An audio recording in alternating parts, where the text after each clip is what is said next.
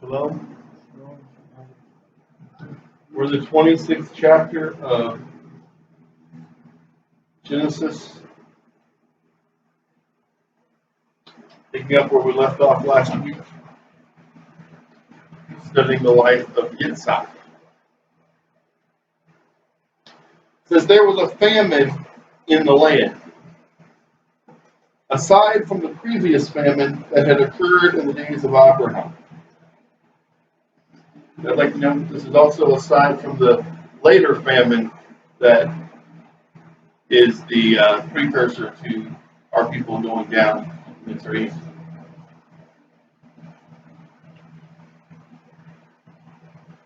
And Yitzhak said to Abimelech, king of the Philistines in Gerar,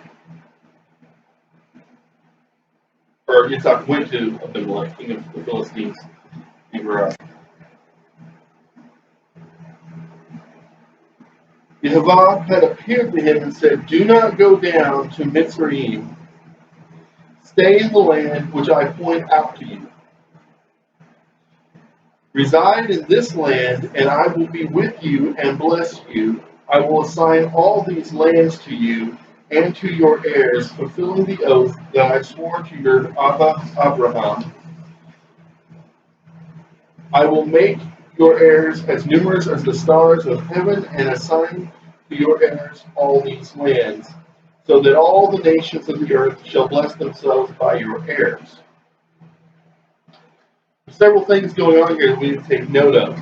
First, when things got bad, did he immediately run down to Mitzrayim? Did he go where everybody in that time period went in a famine? No. Did he go down to the place that was the center of worldly culture, where everyone was getting what they needed for the right price, or they felt they needed for the right price? No. He stayed put right where he was until Yehovah appeared to him and told him, don't go down there.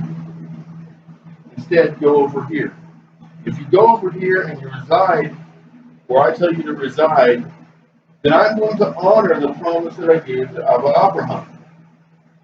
I told your father that there would be blessings if he obeyed me, if he honored the mitzvah. He obeyed me. He honored the mitzvah. But he couldn't say to Yitzhak, look back a few chapters, but I'm saying to you, look back a few chapters. Although Yitzhak was declared to be the son of promise, there were quite a few other options that Yehovah had to work through. If Yitzhak had said, I despise that, if Yitzhak had said, I don't care to have this inheritance, I'm going down to Mitzrayim, then Yehovah could have worked it out any number of ways through other sons of Abraham. He had Ishmael through Hagar. He had all the sons of Keturah that were sent to the east, to the borderlands of what would be the promised land. He had all of these options should Yitzhak have denied and said, no, I don't care, I'm going down to Mitzrayim. But thankfully for us, Yitzhak didn't deny it. But look at what he swore to him.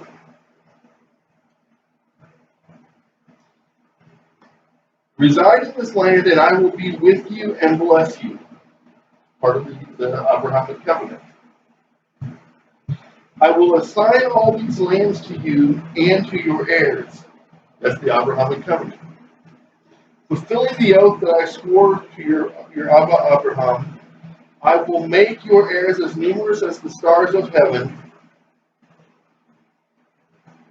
That is the Abrahamic covenant.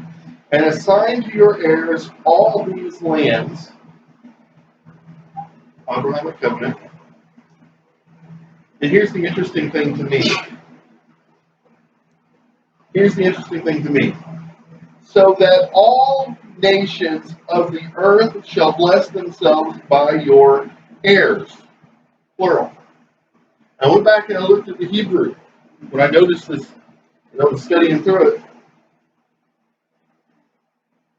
It's plural here. When he gives the promise to Abraham, he gives it singularly. Through your heir. Okay?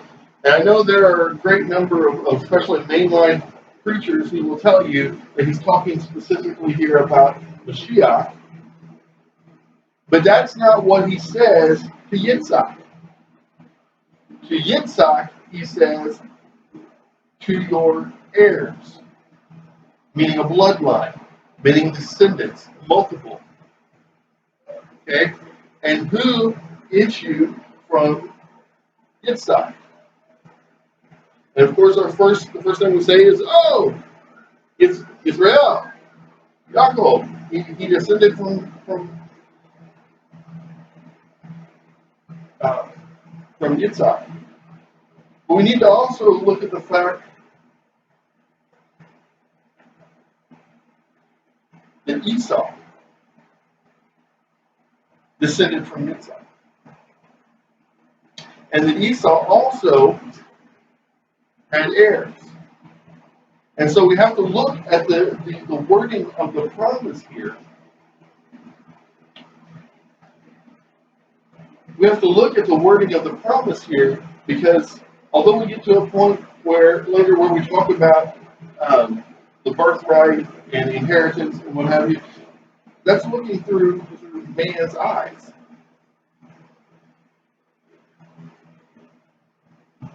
Nowhere here does he say, oh, as he said to Abraham, he said, oh, I'll bless, don't worry, I'll bless Ishmael too, but the promise is distinctly through Yitzhak. Okay? Nowhere here does he say, I will bless Yaakov, but I will never bless Esau. Okay? Why is that important to consider? It's important to consider because we know that down the road, he said, Yaakov I have loved, Esau have I hated. Okay?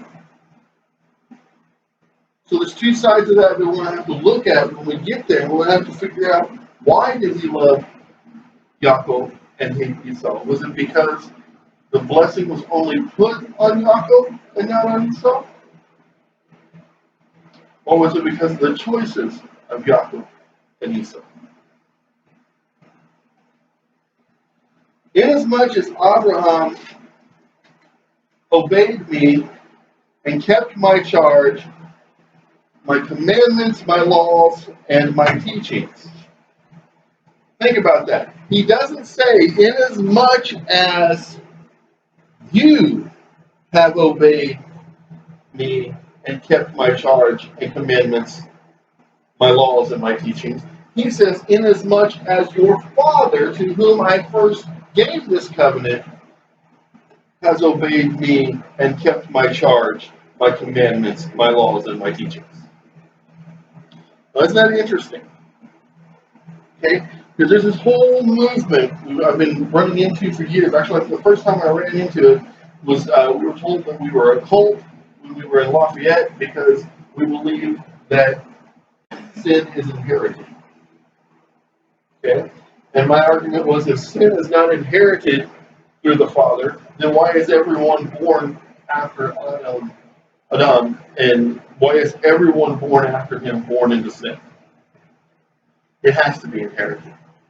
And there was a church up there in Lafayette that was really hung up on this idea, well, that's been done away with. And I would say, show me in Scripture where it's done away with. And they took one verse in all of Scripture and said, see, it's done away with. And I showed them repeatedly. I showed one of their ministers and his wife repeatedly. That's not what Scripture says. The sins of the father can be inherited by the sons. That's why the curse of a sin can pass to the fourth generation. What I also couldn't get them to understand is that the blessings that are bestowed upon a father for the things that he does right. The righteousness of the father can also be inherited by the sons. And that's what's going on here. Nowhere in Scripture does it say that Yitzhak, the son of promise, was blessed for what Yitzhak did. He was blessed for what his father did. Yaakov was blessed for what his grandfather did. The sons of Yaakov were blessed for what their great-grandfather did. It takes one man or one woman. In Scripture, we're looking here right now at the act of one man who chose to follow Yehovah out of his father's house, away from the idols, into true, holy, sanctified worship. And all of his heirs were promised to be blessed. So Yitzhak stayed in Gerar. When the men of the place asked him about his wife, he said, "She is my sister." For he was afraid to say, "my wife," thinking the men of the place might kill me on account of Rivka, for she is beautiful. Isn't it funny? We just talked about blessings and cursings, righteousness and sin being inherited traits. Where have we seen this before? I'll tell you where we've seen this before. We saw this in the life of Abraham. Twice on record. He went into a foreign land. He dealt with a foreign king. The boy were looking at his wife, Sarah, and, well, who's that? Oh, she's my sister. And Abraham could kind of justify that because she was his half-sister. You know, Yitzhak could have said, she's my cousin, one time removed. We're traveling together. Still would have been wrong, would have been deceitful, but there would have been some element of truth to it. But no, he says, she is my sister. Where did he learn this from? He learned this from his father. Okay, this is the power of a father in the life of his son. And all of his children, daughters too. But specifically, we see here reflected back the actions of the father back into the life, or down into the life of the son. When some time had passed, Abimelech, king of the Philistines, looking out of the window, saw Yitzhak fondling his wife Rivka. I just want to say that is one of the few places that I've found in the JPS that I completely question why they worded that way. Because fondling her implies a sexual thing, a blatantly sexual act. Okay? And then you got to wonder, why were they outside in public where people could see them doing this? Okay, where's the righteousness there? But as I was studying it, I went back to the study Bible, the Complete Jewish Study Bible, and I was looking up this passage, and it actually says that he was caressing her. Okay? Which is a totally different thing. I can sit right here in synagogue and caress my wife. I can stroke her arm. I can put my hand on her head, rub her hair. Okay, I can do things like that, and it is not. It's not what the JPS seems to be saying. Okay, it's a different type of thing. Absolutely affectionate, but not sexual in nature. And actually, I've had skeptics who want to call out the sins in the lives of the patriarchs, tell me, well, look what he was doing here. This is not a righteous thing by your account. It's because they're reading the English and not digging into the root word. Abimelech sent for Yitzhak and said, "So she is your wife. Why then did you say she is my sister?"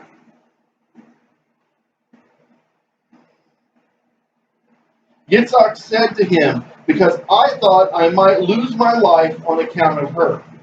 Abimelech said, "What have you done to us? One of the people might have lain with your wife, and you would have brought guilt upon us." This is a pagan king.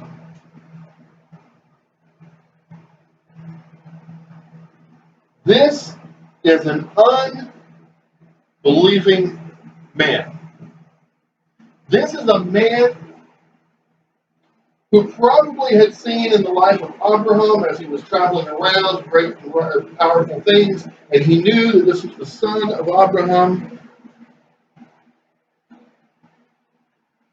And so he knew that there was some sort of a standard of holiness that this man had been taught as he was coming up. And he says, "What are you thinking?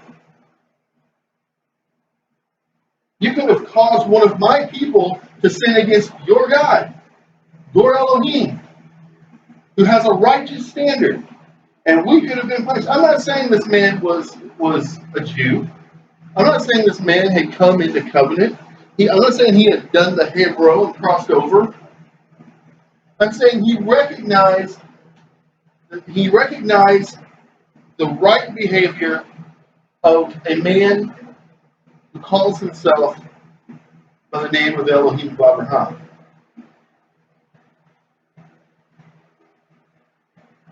He knew this just from watching the lives of the people who claimed to follow him, obey him.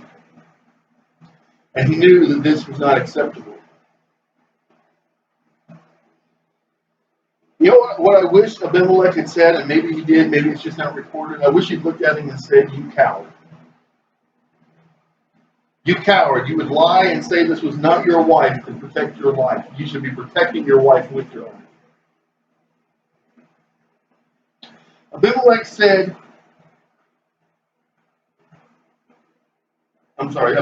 then charged all the people, saying, "Anyone who molests this man or his wife shall be put to death."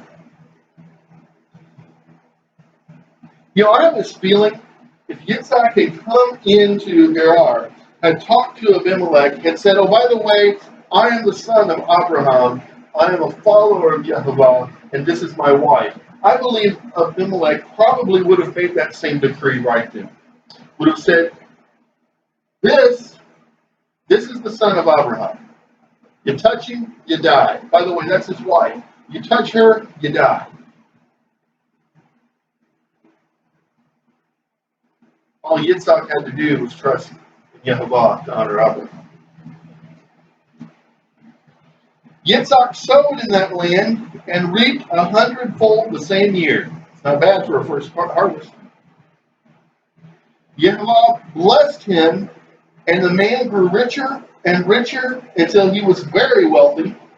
He acquired flocks and herds and a large household, so that the Philistines envied him. Hasn't that been the story of our people down through history? We take the blessing that was given to Abraham, we trust in Yehovah, we go out, we work, we make a living, we accumulate a few things for ourselves. It sounds like he accumulated a lot of things for himself. And the world hates us for it. The world despises us. It says, "Who are they to have more than we have?" The fact is, we're no one to have more than they have. But we have a blessing.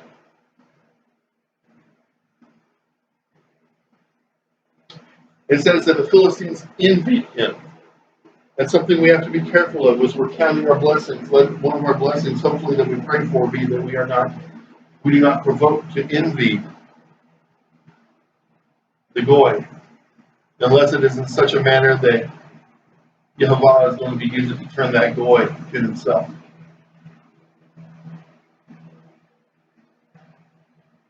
And the Philistines stopped up all the wells which his father's servants had dug in the days of Abraham, filling them with earth. And Abimelech said to Yitzhak, "Go away from us, for you have become far too big for us."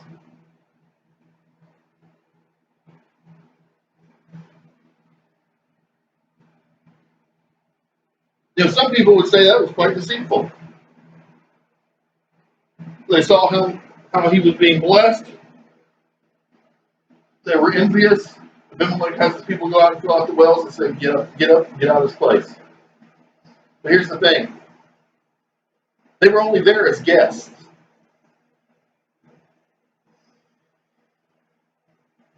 This was Abimelech's kingdom. Someone comes to my house, they overstay their welcome, they can be asked to leave. It's not hateful. Some people would say, well, filling up the wells was hateful. Why? They may have been dug by Abraham and they were part of Yitzhak's inheritance, but at the time, they're owned by Abimelech. Oh, and by the way, Yitzhak had dealt in an unrighteous way with Abimelech and his people to begin with. And something causes me to wonder, if he had just been honest and said Rivka was his wife, maybe he would have been on a little better terms with Abimelech. So Yitzhak departed from there and encamped in the Wadi of Gerar, where he settled. Yitzhak dug anew the wells which had been dug in the days of his Abraham, and which the Philistines had stopped up after Abraham's death. I've always wondered, I always wondered, I got why they filled up the wells where he was at the time, but why had they already filled up the wells in the area that he went to? I thought how impractical that was. Why would they fill up the wells there? And then I took a look at the map of where Abimelech's kingdom is thought to have been, and where Yitzhak and his camp, where the people with him encamped each time. And I realized this serves two purposes. Okay? One, if you stop up the wells on your outlying territory, you're a lot less likely to have people encroaching upon that territory because there's no easy water for them. Whereas if you leave it open, people from beyond that borderland are going to come in and take advantage of those wells and settle, and then you've just lost your territory. Okay, so there's a militant purpose for it. Number two, the more they stopped up that water, the more that groundwater fed the crops, fed the fields for grazing. Also, the more water was going to be farther along the water tends to flow underground in kind of like underground rivers. Okay, so the wells that they had in the lands where they were living were going to be more filled with water. Okay, so there's an agricultural purpose to it. It wasn't just this insane thing. Well, Abraham died. I'm not going to use that land right now, so I'll just fill in those wells.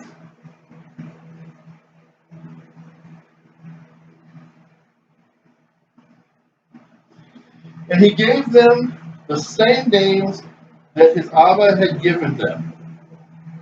But when Yitzhak's servants, digging in the wadi, found there a well of spring water, the herdsmen of Gerar quarreled with Yitzhak's herdsmen, saying, "The water is ours." Were they wrong? That's debatable. He's now down in the wadi. He's not actually in Gerar. He's in the wadi that is its border. He's not up on the plains land, as I understand the map. He's down in a valley that they weren't really claiming. It was more like the border, almost like a neutral zone sort of type of thing between them and the next kingdom. Kind of in a no man's land. He named that well Esek because they contended with him, and Esek means contention. And when they dug another well, they disputed over that one also, so he named it Sitnah, which means harassment. He moved from there and dug yet another well, and they did not quarrel over it. So he called it Rehoboth, saying, "Now at last Yehovah has granted me ample space to increase in the land." Rehoboth, my understanding is, can mean both ample and increase.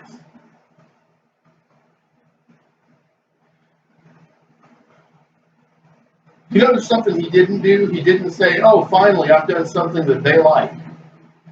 He didn't say, oh, finally, I've done something that worked out for me. He said, finally, Yehovah has granted us ample space. From there, he went up to Beersheba. That night, Yehovah appeared to him and said, I am the Elohim of your Abba Abraham. Fear not, for I am with you, and I will bless you and increase your offspring for the sake of my servant Abraham. So, he's going to bless him. He's going to increase his offspring. Why? Because he finally went to the right place? Because he finally dug the right well? No. Because he finally did anything correct? No. He said, for the sake of your father.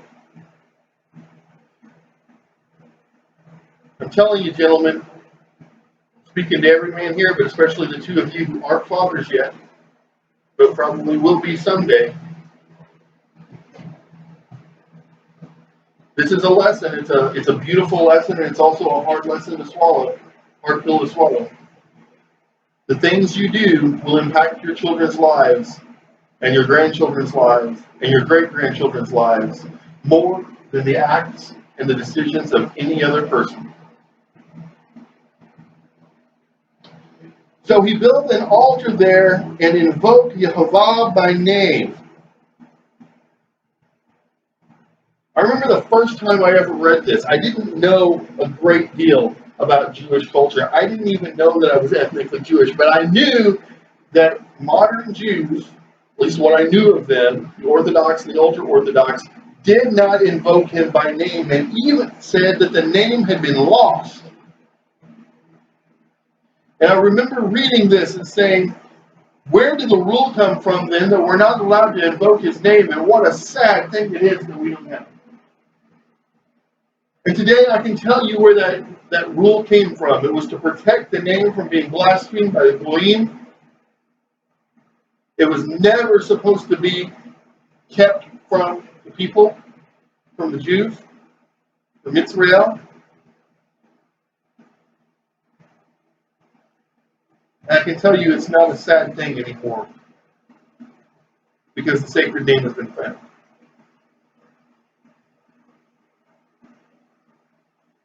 Yitzhak pitched his tent there, and his servants started digging a well.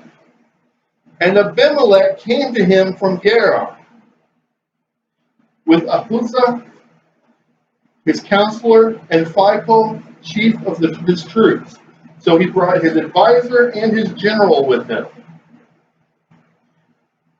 This isn't looking like a social call.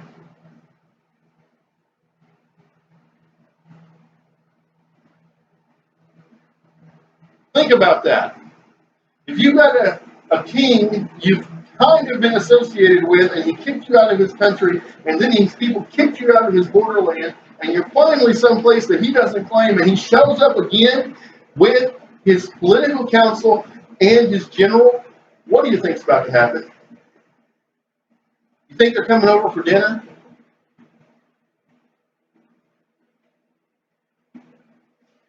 Yitzhak said to them, why have you come to me, seeing that you have been hostile to me and have driven me away from you?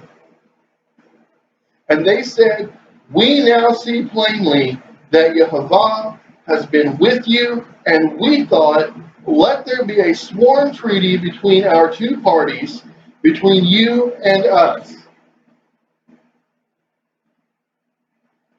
Let us make a pact with you that you will not do us harm, just as we have not molested you, but have always dealt kindly with you and sent you away in peace. Now, there's a lot of truth to that. Now, we can sit here and we can think about the instances where they say, get out of my land.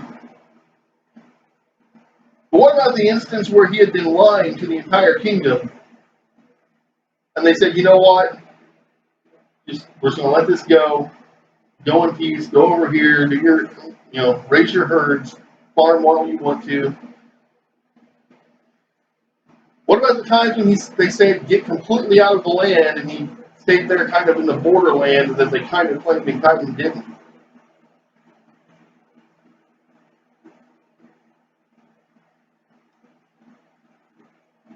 From now on, be you blessed of Yehovah.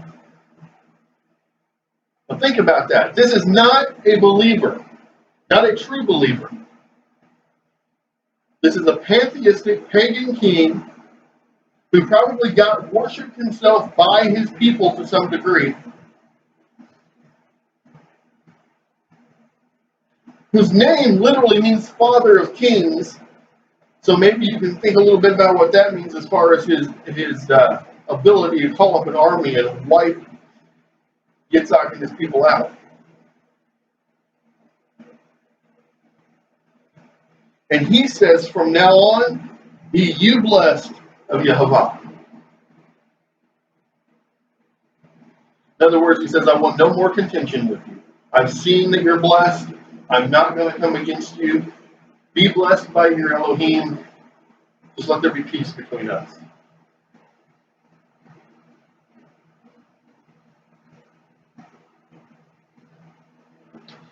Then he made for them a feast, and they ate and drank.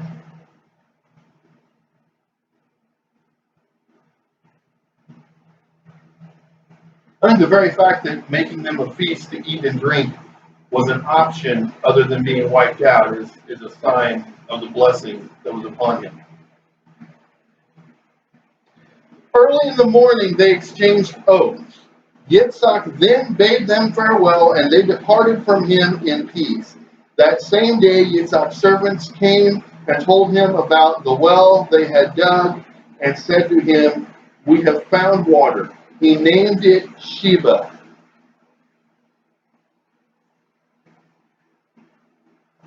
Literally means oath. Therefore the name of the city is Beersheba to this day.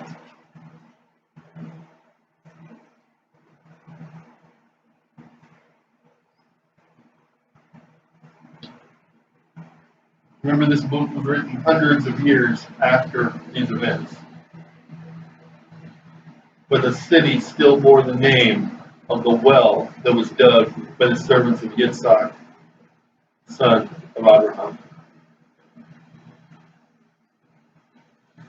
When Esau was 40 years old, he took to wife Judith, daughter of Berai, the Hittite, and Basemath, daughter of Elon the Hittite, and they were a source of bitterness to Yitzhak and Rivkah. I want you to think about this. Was the problem really that Judith and Basemath were the daughters of Hittites? Was that the problem? No. The problem was that they were not believers in Yehovah. That they had been raised up as pagans and continued to be of the world. And even at 40 years old, Esau was not wise enough to know that he needed to find a believing wife. And I would say not wise enough to know that he needed to consider the input of his father and his mother, his Abba and his Ima, who would have much greater life experience to be able to tell him that these were bad matches for him.